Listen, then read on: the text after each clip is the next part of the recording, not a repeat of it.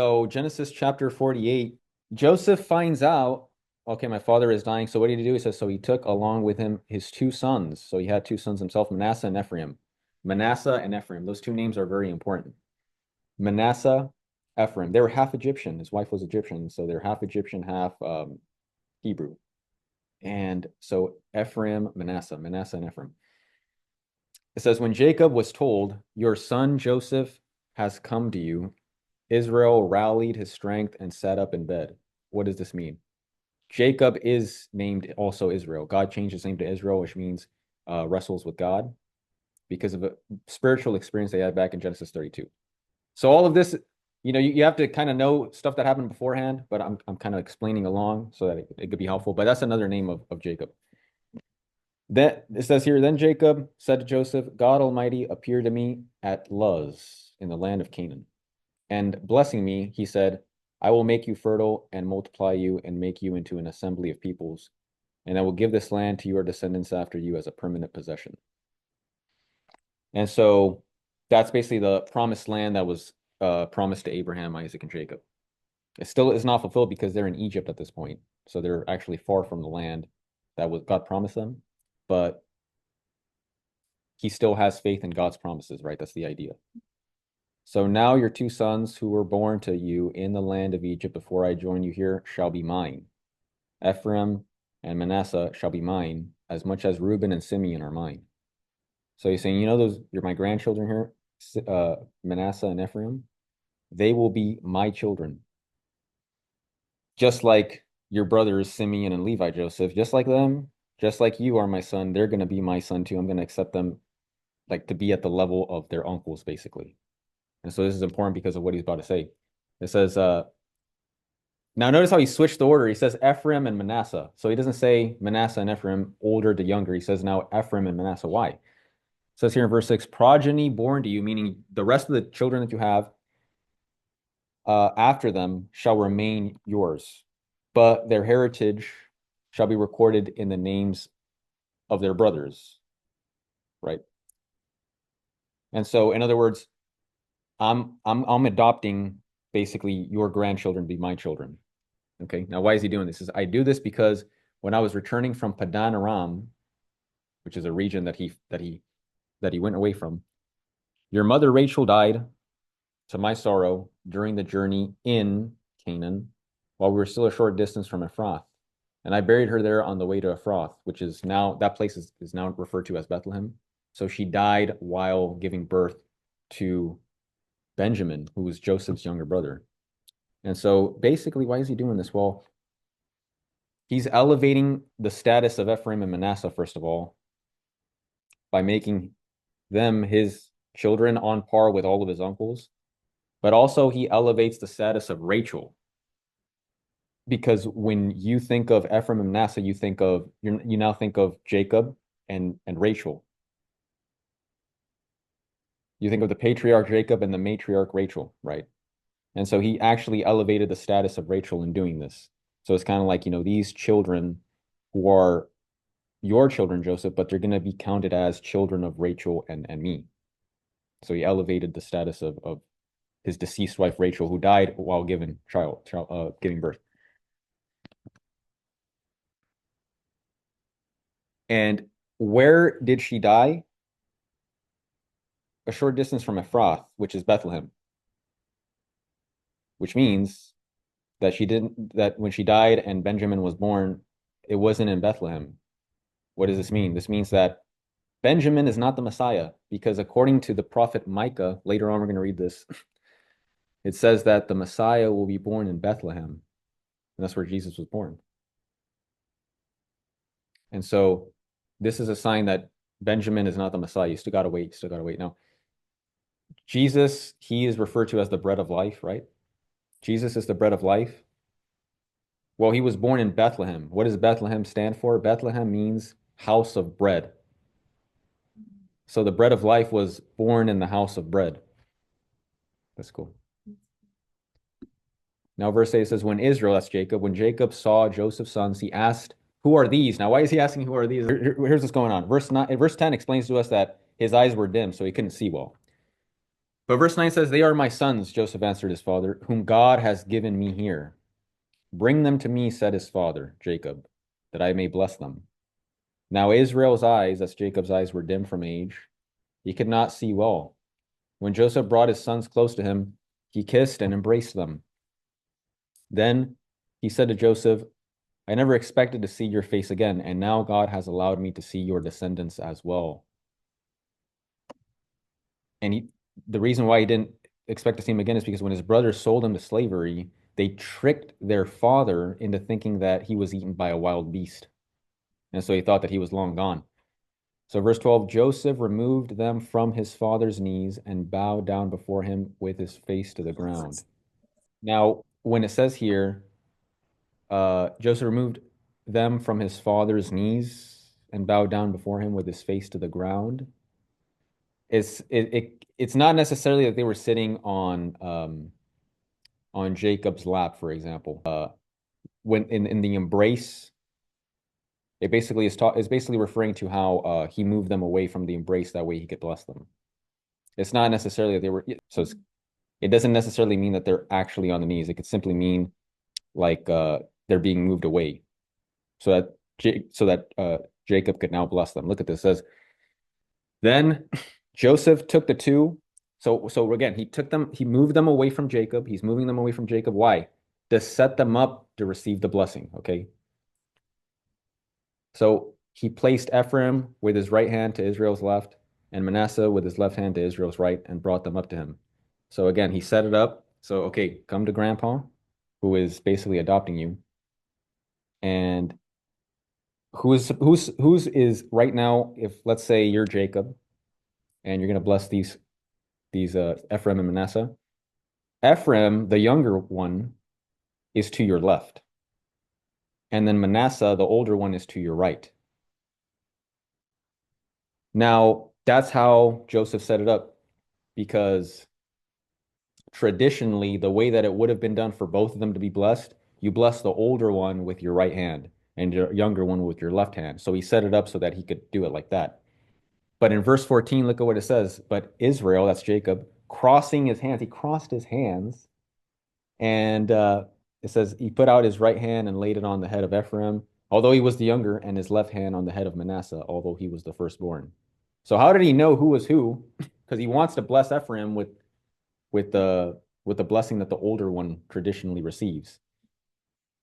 How did he know that he had to cross his hands to do that? Well, either because God revealed it to him or because he was able to discern after knowing, okay, these are my grandchildren. I'm able to tell the difference maybe in height or whatever the case may be. So, but the point here is that in verse 14, it tells us that he crossed his hands. And verse 15 says, then he blessed them with these words, may the God in whose presence my fathers Abraham and Isaac walked. Abraham and Isaac, right here. Abraham and Isaac. My fathers Abraham and Isaac walked. The God who has been my shepherd from my birth to this day. The angel who has delivered me from all harm, bless these boys, that in them my name be recalled, and the names of my fathers Abraham and Isaac, and they may become teeming multiples upon the earth. In verse 15 here, it starts off by saying, may the God in whose presence my fathers Abraham and Isaac walked, the God of Abraham and Isaac. And then this is the God who has been my shepherd from my birth to this day. So God is what? God is our shepherd because he watches us, right? Like a shepherd watches over the sheepfold. God is watching over us. And then, so he's talking about God. He says, may the God in whose presence my fathers Abraham and Isaac walked. So may God, the God who has been my shepherd from my birth. Okay, yes, what about him? And it says, the angel who has delivered me from all harm, bless these boys. So wait a minute. He's talking about God and he's saying, God, and then you go, okay, yes, what about him? And then he calls him what? The angel who has delivered me from all harm. Why does he call God the angel? Well, in Hebrew, what is the term for angel? It's malach, and it basically just means messenger. And it's the same thing in Greek. Angelos, it just means messenger. It's not necessarily talking about a created angel like Saint Michael or Saint Gabriel or like a guardian angel or something like that. Those are angels in nature, right? They're created by God and they're like these angelic beings. But it doesn't necessarily mean that. Angel could just mean messenger. That's why, have you ever heard of the prophet Malachi? Malachi, he was a prophet that lived like hundreds of years before the time of Jesus.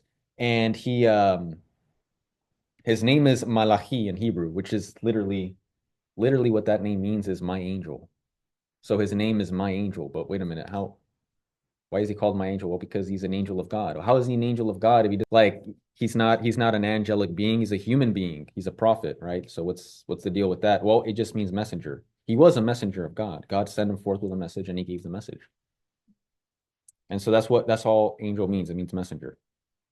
Saint John the Baptist in the New Testament, he's also called angelos, which means angel, even though he was a human being. So God, how is God a messenger? How is God called? Well, because you got to remember that God is triune, right? Father, Son, and Holy Spirit. Three distinct persons, one God. So if the Father sends the Son forth with a message, what does that mean? The Son is a messenger. The Son is an angel, but he's also God. He's God by nature. He's God. And so that's what this is talking about. The angel here is talking about the Son of God who sent forth from the Father, and he's God. So he's a messenger and he's God. He's an angel and he's God. And this is why is Jacob saying this? How did Jacob figure this out? Well, a long time ago when he was younger, in Genesis chapter 28, it says that, his brother was angry with him, wanted to kill him. And so he ran off, right? He went over to this place that we read about earlier, Padan or Padan Aram. He went there. That's where he fled. And on his way there, he arrived at Luz, which is another, again, the place that he mentioned earlier, that he was in Luz and God, appeared to him in a dream and told him, I'm going to, increase your descendants, like a nation is going to come from you and all that. So that place where he had that dream, it says that he saw a stairway coming down from heaven onto the earth and angels were ascending and descending from it. And then what does it say? He says at the very top, he saw the Lord. And that's the Lord in all capital letters. That means God. So whenever you're reading the Bible and you see Lord, all capital letters, that just means God Almighty. And so he saw God. But then 3 chapters later in Genesis chapter 31, it says that the angel of the Lord. So wait a minute. Angel of the Lord. Okay, that means messenger of the Lord. What is this messenger of the Lord? So he's distinct from God because he's a messenger. Okay. And then what does this messenger say? In Genesis 31, he says, I am the God of Bethel, which is the place Luz or Bethel. It's the same place. He's saying, I'm the God of that place. I'm the God of the place that, where you consecrated a rock, a pillar, you lifted up the pillar, you anointed it with oil on that place. I'm the God of that place. How is it that an angel is saying, I am God? Well, because he is God, he's not lying. But how then is he called an angel? Because he's a messenger. It's the Son of God. The Son sent forth by the Father, so he's a messenger of God, but he is God. That only makes sense if you're Trinitarian. So this is a Trinitarian verse because you have one person who is God and you have another person who is also God. So now he says, he gives the blessing to them and it says, may they become teeming multiples upon the earth. Different Bible translations might say it differently, but I kind of like this one that says teeming multiples because if you think of teeming in English, like a teeming multitude, you think of like have you all ever seen like in the ocean where there's like a swarming group of fish just like swimming around in one specific area? That's kind of what you think of. Um, and I think that's pretty cool. And in the Hebrew, you kind of get that idea too because the two letters for teeming, it's basically like fish. And so like what is the connection here with fish? There actually is a connection because what did Jesus say to the pair to even the New Testament when Jesus was going around, he was gathering his 12 apostles and he went to the side of the sea, he went to the seashore and he saw two men fishing there. It was the sons of Zebedee, right? It was John and his brother James. And Jesus told them, follow me and I will make you fishers of men. So he went to a pair of men and he told them, come with me and I will make you fishers of men. And so they followed him. Just like right here, we have a pair of individuals, right? Ephraim and Manasseh, and they're receiving blessing from Jacob. So that's cool, that connection there. Because there's connections throughout the Old Testament and the New Testament, right? We talked about how what happened to Joseph is like what happened to Jesus, right? We talked about that. Now, verse 17, it says, when Joseph saw that his father had laid his right hand on Ephraim's head, this seemed wrong to him. So he took hold of his father's hand to remove it from Ephraim's head to Manasseh's, saying, that is not right, father. The other one is the firstborn. Lay your right hand on his head. So maybe as his father was saying the blessing, like he closed his eyes, he was concentrating. He opened his eyes and he sees that his father has his hands crossed, and he's like, what are you doing, father? This is the wrong way. You're supposed to, this is my older son, this is my younger son, right? You're confused. But look at what Jacob says. He says, I know it, son. I know. That one too shall become a people, and he too shall be great, meaning the older one. Nevertheless, his younger brother Ephraim shall surpass him, and his descendants shall become a multitude of nations. So he did surpass, because later on we're going to see in the census that's given, Ephraim is way bigger. The tribe of Ephraim is way bigger than the tribe of Manasseh, the descendants, right? And if you read the church fathers, what they say about this, they mention that this represents how the old covenant people, you have the old covenant people of Israel, and then you have the new covenant people, which is the Christians. The old covenant people of Israel, it was pretty much one group of people. But then what is the church, the new covenant people of God? It's a multitude of nations. That's why the older one, the one that came first, the firstborn, he says, what does he say? He says, he will become a people, just like the old covenant people were pretty much a certain group of people. But then when it talks about the second one, Ephraim, the younger one, which represents the church because the church came afterward, he says, may they become a multitude of nations, which is exactly what happened with the church. The church grew into a multitude of nations. It's all over the world, right? So he blessed them that day and said, by you shall the people of Israel pronounce blessing, saying, God make you like Ephraim and Manasseh. Thus he placed Ephraim before Manasseh. So he placed Ephraim in a higher level of authority, even over his older brother. Then Israel said to Joseph, I am about to die, but God will be with you and will restore you to the land of your ancestors. As for me, I give to you, as to the one above his brothers, Shechem, which I captured from the Amorites with my sword and bow. What is Jacob saying there? So remember back in Genesis chapter 33, at the very end, Jacob, when he was, with his family moving into Canaan, back into Canaan, when he fled from Padan Aram, when he came out of Padan Aram, he went back to the land of Canaan, and he was at this one place called Shechem, and he bought land from basically the leader of that place. His name was Hamor. He bought from Hamor a piece of land for 100 pieces of silver. So he bought land there. And he's given this land to Joseph. He's given this land to Joseph, the one who was sold to slavery, the slavery by his brothers, ended up in Egypt far away from his family. He was falsely accused of trying to commit adultery with a woman, like trying to take another man's wife, basically. Even though it was a false accusation, he ended up in prison for years. And then finally, he was able to come out. He never complained once to God. And here he receives this plot of land.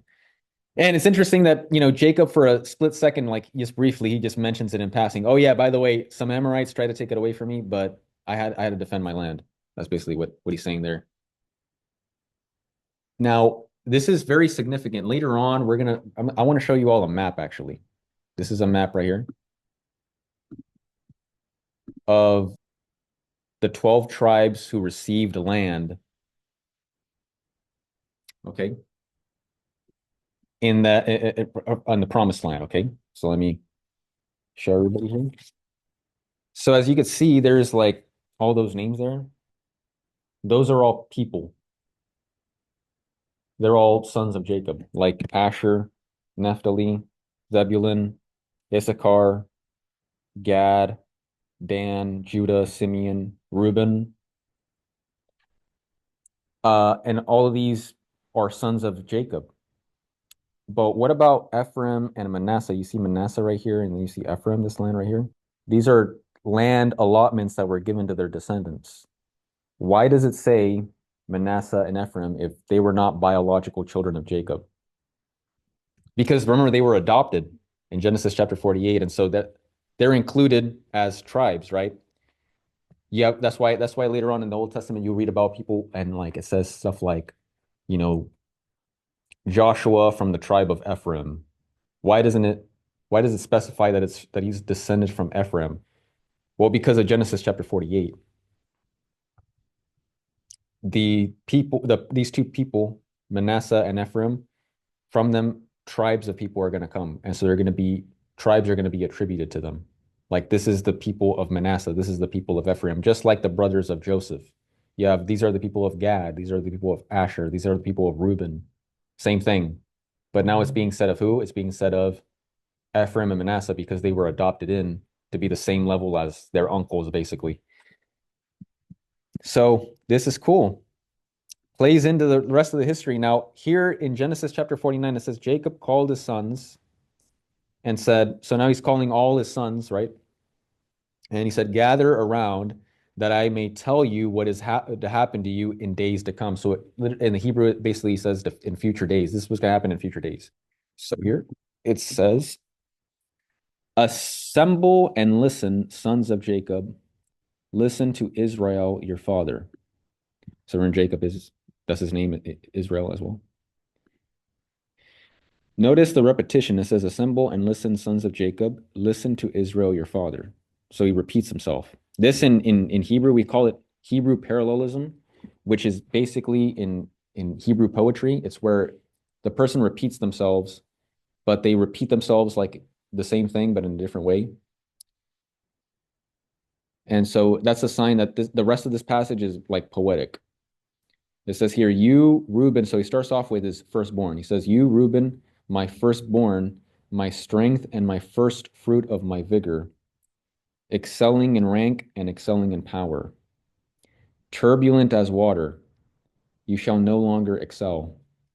For you climbed into your father's bed and defiled my couch to my sorrow. So, what is Jacob saying there to his firstborn Reuben? He's basically saying, you were supposed to be the leader of your brothers. You were my firstborn. You were born to me when I was younger and stronger. And you're supposed to be a leader to your brothers who receives blessings from his father. And in those days, they had the birthright. So in those days, the birthright was very important. It was basically where the father would give his son, his firstborn, the father would give his firstborn a double portion of land and then like spiritual authority. So like he had, you know, he would offer sacrifices for the family. He had like authority over the siblings. So he had that authority as well. So it was very important in those days, and it's something that they would practice. So you'd think that Reuben was going to receive it, but Reuben actually disqualified himself from receiving it. What did he do? Well, Jacob explains. He says, you climbed into your father's bed and defiled my couch to my sorrow. Now, this is actually a very disturbing thing that we read about already, right? Genesis chapter 35. This is from Genesis chapter 35. This is chapters ago. Verse 22, it says, while Israel, meaning Jacob, while Jacob was encamped in that region, he was in the region of Bethel, basically. He was there. It says Reuben, so that's his firstborn, went and lay with Bilhah. Who was Bilhah? Yeah, so here's where it gets interesting because Jacob, in those times when a woman couldn't have children, what would happen sometimes is they would have another woman give birth for them. And so what the man would do is he'd marry another woman, and she was called in Hebrew a pilgesh. In English, it translates as concubine, but basically what it is a woman that they would marry for the purpose of her bearing children for another woman. Does that make sense? So yeah, I explained this before, right? You all recall the surrogate motherhood, right? Because in those days they didn't have like the technology that they have now, which by the way, it is a sin to use that technology even nowadays.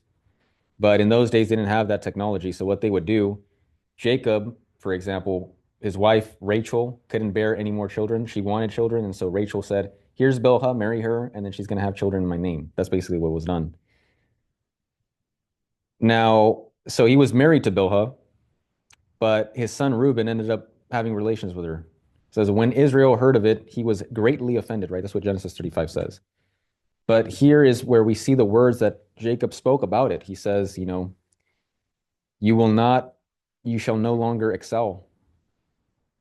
And, how is that going to play into the rest of Reuben's history? Well, Reuben is going to have a lot of descendants. The tribe of Reuben comes from him. That's why it's called the tribe of Reuben, all his descendants, right?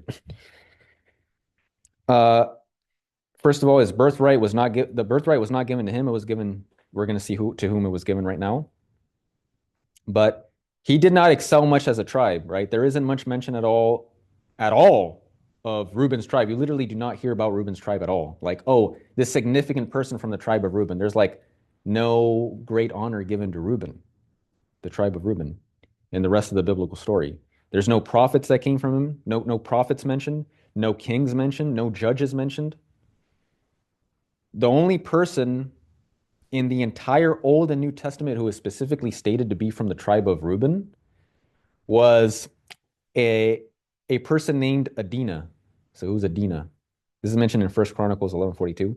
He was basically a valiant, uh, brave chief of the tribe of Reuben who led 30 of King David's men into battle. So that's pretty honorable, right? Well, that's the only mention of a person from the tribe of Reuben. The only other time is like Numbers 13:4, but that doesn't count because people from each tribe was mentioned because they were sent out to spot they were sent out to check out the land that God was going to give them. So that one doesn't really count because every tribe was mentioned. Every person from every tribe was mentioned. So that one doesn't really count. And that person chosen was Shammua, and he was from the tribe of Reuben. But what's interesting is later on, look at what Moses says here in Deuteronomy chapter 33. He gives a blessing to the tribes. And he says this, he says, may Reuben live and not die. So he gave him that blessing to the tribe of Reuben because they were very low on numbers. So he said, may Reuben live and not die. So he gave them that blessing to the tribe of Reuben. Now, in this translation says, but let his numbers be few. And actually in the Hebrew, it uses the term mispar, which is basically, it can mean few, but it could also mean a countless amount. So there is no but in the sentence. So it doesn't say but blank. It just says let his numbers be, and then mispar, which could be like a countless amount. Like may his numbers not die out. Basically, is what Moses is saying. So he's giving him that blessing. And so that's what happened with the tribe of Reuben. And then it continues in verse 5. It says, Simeon and Levi, brothers indeed. Weapons of violence are their knives. Let not my person enter their council, or my soul enter their council, or my honor be joined with their company. For in their fury they killed men, at their whim they maimed oxen. Cursed be their fury so fierce, and their rage so cruel. I will scatter them in Jacob, disperse them throughout Israel. So what is happening there? So now the next two sons, Simeon and Levi, and terrible things are stated about them too. Because remember what they did? They ended up basically their sister, Dinah, was basically assaulted by a man in Genesis chapter 34. And they were very angry about it. And their father Jacob wasn't doing anything about it. So what Simeon and Levi decided to do is take their swords and basically kill all the men in the city, even though it had nothing to do with the assault on Dinah. And then he killed the rapist and his father too. And they basically did that, right? And Jacob is saying that what they did is wrong because they just went and basically cleansed the whole town. They basically wiped out the whole town, right? Because of their anger. They couldn't control themselves.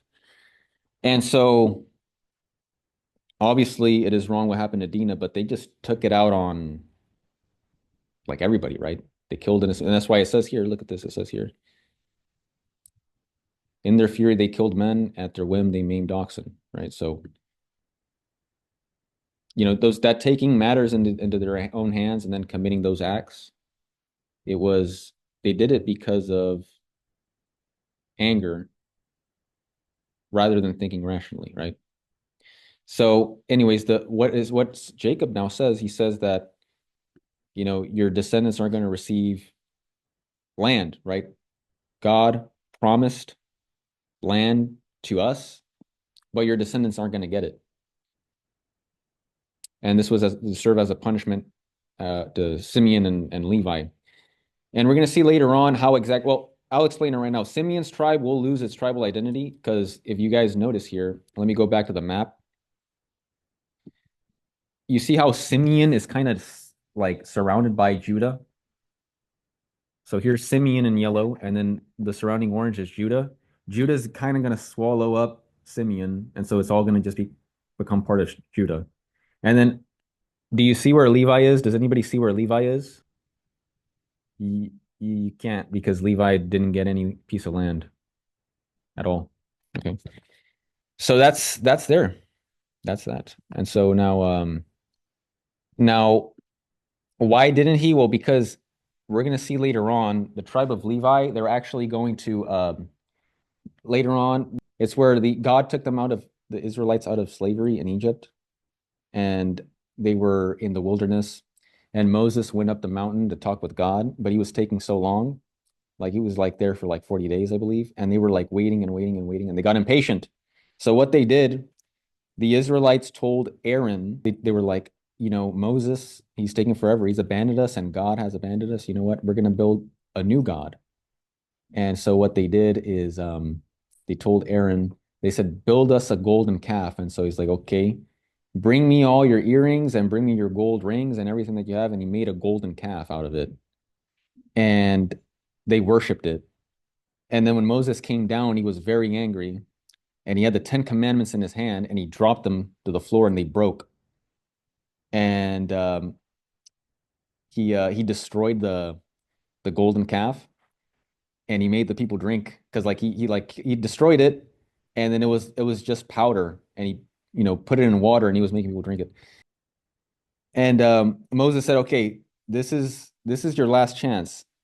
Anybody who is with God, come with me.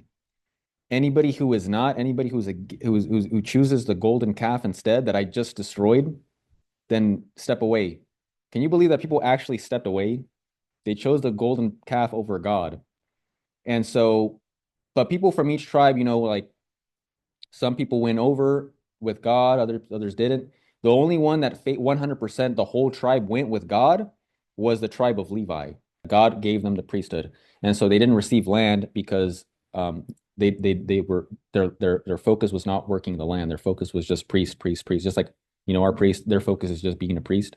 Same thing in the Old Testament. Their focus is you're not going to work the land, you're not going to get land of your own, but instead you are going to work as a priest. You're going to be a priest, priest, priest, and then any needs that you have, the community is going to provide it to you. That's kind of what it was, pretty much. Now, what's interesting is that if you read Deuteronomy 33, earlier how I mentioned that Moses goes on and he blesses every single one of the tribes. Simeon was not blessed. Read Deuteronomy chapter 33, Simeon was not mentioned. So now let's continue here. Now it mentions Judah, right? It says, you, Judah, shall your brothers praise. And so finally he gets to somebody who he's actually given a good like a righteous blessing to. He says, you, Judah, shall your brothers praise. Your brothers are going to praise you. Your hand on the neck of your enemies, right? That's a symbolic phrase that means that you're going to overcome your enemies. Your enemies will not defeat you.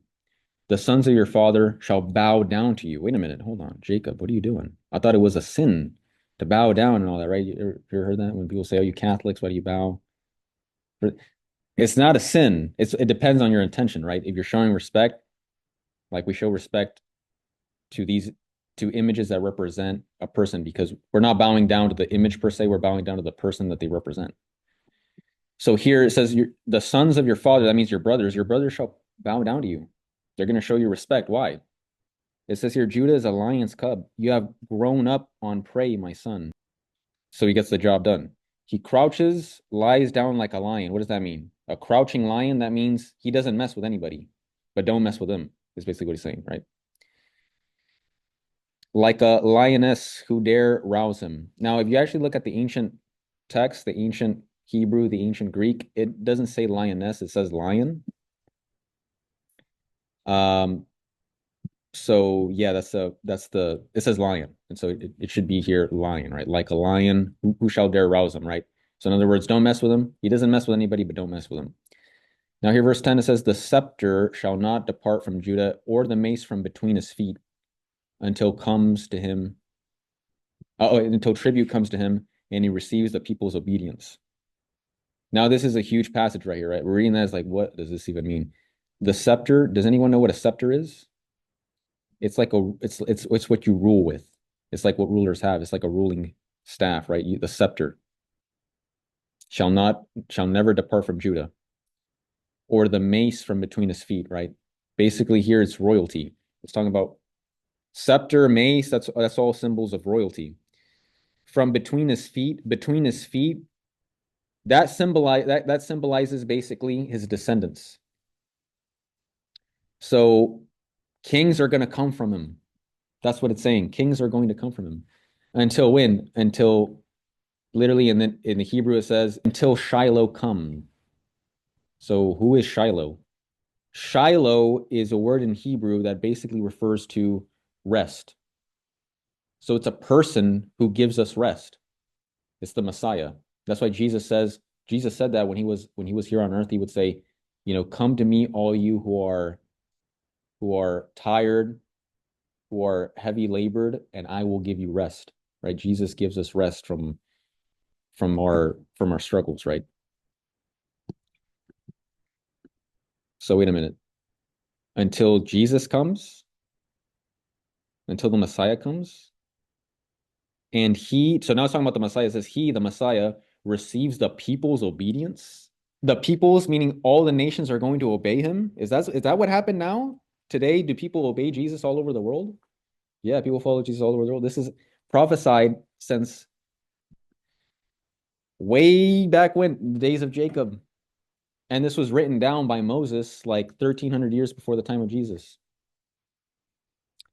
And so just like Jacob said, that's exactly what happened. Now, why does it say until Jesus comes, right? Until the Messiah comes, right? Royalty is going to come from you until Jesus. What does that mean? This is in Luke chapter 1, verses 32 to 33. This is what it tells us. It says, when the angel appeared to the Virgin Mary, this is what the angel said, right? Speaking about Jesus, he said, you're going to conceive and bear a child. He will be great and will be called Son of the Most High, and the Lord God will give him the throne of David his father. So from Judah comes David, and from David comes the Messiah. And he will rule over the house of Jacob forever, and of his kingdom there will be no end. Meaning, Judah, from you kings are going to come until you get to the Messiah, and that's it. No king comes after him because he's the last king from you. He's the one that's going to be ruling over all the nations, right? Because he's the King of Kings, Lord of Lords, the King of Glory. Now it says he tethers his donkey to the vine. His donkey's full to the choicest stem. So why would you tie a donkey to a vine? Donkeys are pretty strong. They're gonna pull that vine right off. What's going on there? It shows the power of because now it's talking about the Messiah. This shows the power of the Messiah, right? It talked about Judah and then it passed over to talk about the Messiah. Now it's talking about the Messiah, Jesus. It says Jesus tethers his donkey to the vine. Jesus, it takes his donkey's foal, meaning his donkey's child, so a strong donkey, and ties it to the choicest stem, but it can't run off. Why doesn't it run off? This symbolizes something. It symbolizes the power of Jesus. In wine, he washes his garments. What is wine? Nice, dark red wine. Jesus filling his garments in that represents the blood that he spilled for us, right? His robe in the blood of grapes, right? It even uses the term blood right there. It's very clear that it's talking about the suffering of the Messiah. And it says his eyes, so it's talking about the Messiah, his eyes are darker than wine, and his teeth are whiter than milk. What does this mean? If his eyes are darker than wine, his teeth are whiter than milk. Remember, this is poetic. What is it saying? It's saying his eyes darker than wine. What does wine symbolize in the Bible? It says his eyes are darker than wine represents joy, right? Like, for example, when Jesus turned water into wine in a wedding feast, right? wine was always part of the feast because it's something celebratory. So when you look at his eyes, like you want to celebrate, you become joyous, right? You look at the beauty of his eyes. And his teeth are whiter than milk. Well, what does that mean? That means that it from his mouth shines light because what he speaks is light. He speaks truth to our hearts.